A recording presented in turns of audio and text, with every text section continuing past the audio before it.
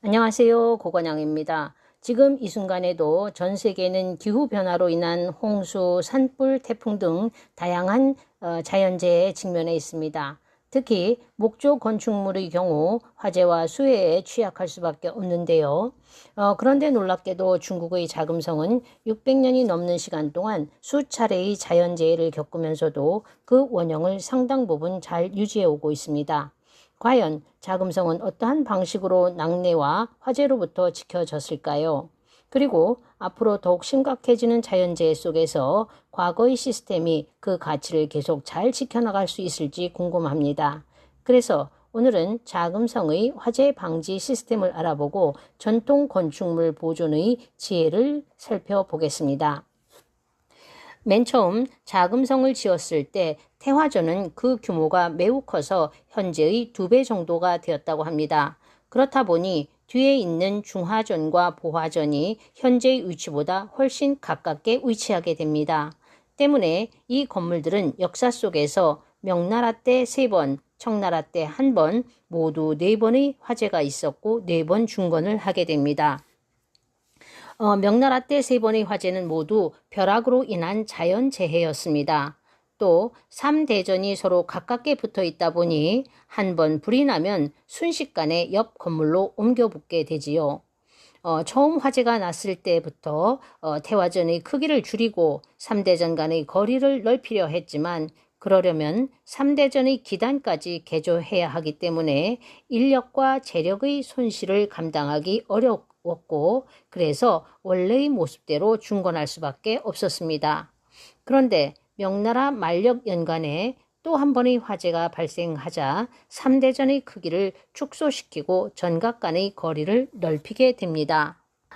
그래서였는지 이후 한동안 화재가 발생하지 않다가 청나라 강희 연간에 자금성 서북쪽에 위치한 어선방에서 내관이 불씨 관리를 소홀히 하여 또 다시 화재가 발생합니다.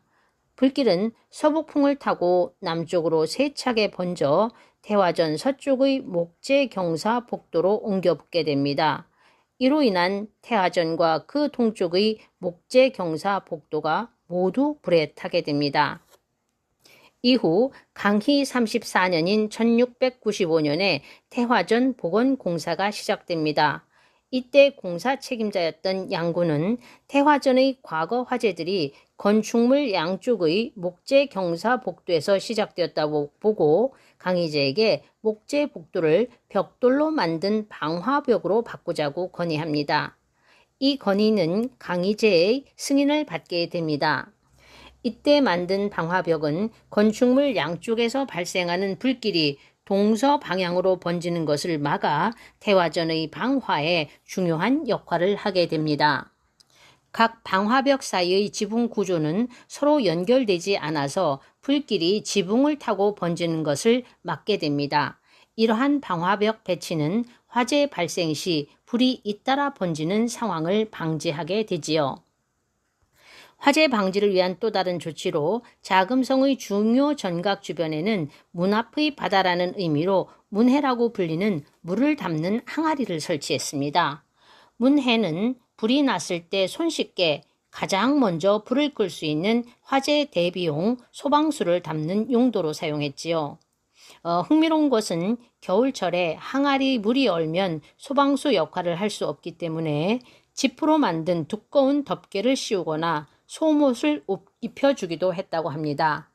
또한 항아리 하단을 잘 보시면 돌을 꺼낼 수 있게 되어 있습니다. 그래서 이 돌을 꺼낸 후 안에 불을 피워서 항아리 안의 물이 얼지 않게 했다고 합니다. 자금성 전체에는 모두 308개의 큰 항아리들이 있는데요. 그 재질을 보면 소박한 철 또는 구리 그리고 도금을 한 황금빛으로 반짝이는 것까지 다양하게 항아리가 배치되어 있는데요.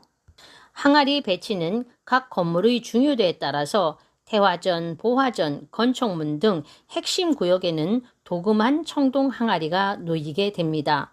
또 동서 육군과 같은 생활구역에는 일반 청동 항아리가 배치되고 중요도가 낮은 건물 주변에는 철 항아리가 사용되는데 철 항아리는 부식에 취약하기 때문에 대부분 녹이 슬었다고 합니다.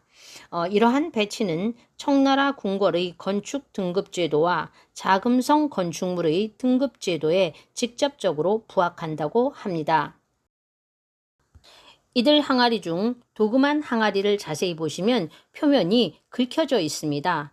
이것은 1900년에 발생한 의화단 운동 이후 자금성을 점령했던 8개국 연합국 병사들이 이 항아리의 도금을 긁어낸 결과라고 하는데요. 이들은 항아리 금이 진짜인지 확인하기 위해서 또는 기념품으로 가져가기 위해서 도금 부분을 긁어냈다고 알려졌습니다. 이로 인해 많은 도금 청동 항아리들의 표면에 깊은 긁힌 자국이 남게 됩니다. 이러한 역사적 배경 때문에 자금성의 도금 항아리는 단순한 유물이 아니라 중국 근대사의 아픈 역사를 증언하는 상징적인 존재로 여겨지고 있습니다.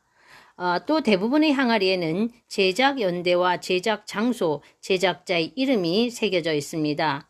따라서 이 항아리들은 이제 단순한 화재 예방 도구를 넘어서 문화유산이자 문화의 매개체가 되었습니다. 하지만 직경이 1.5m도 안 되는 항아리가 큰 불을 만났을 때 과연 제대로 역할을 할 수 있었을까요? 기록에 따르면 여러 가지 화재 방지 조치에도 불구하고 태화전만 4번, 자금성 전체로는 대략 50여 차례의 화재가 발생했으니 이러한 소방 방식은 아마도 역부족이었을 것입니다. 그래서 사람들은 자금성 안에 많은 상징물들을 배치하여 화재 예방의 염원을 담고 있습니다. 중국에서 현존하는 고건축 가운데 유일하게 태화전 지붕에 설치된 원숭이 형태의 행십은 뇌공이라고 하여 번개의 화신이라고도 알려져 있고 낙뢰로부터 건축물을 보호하려는 사람들의 희망을 담고 있습니다.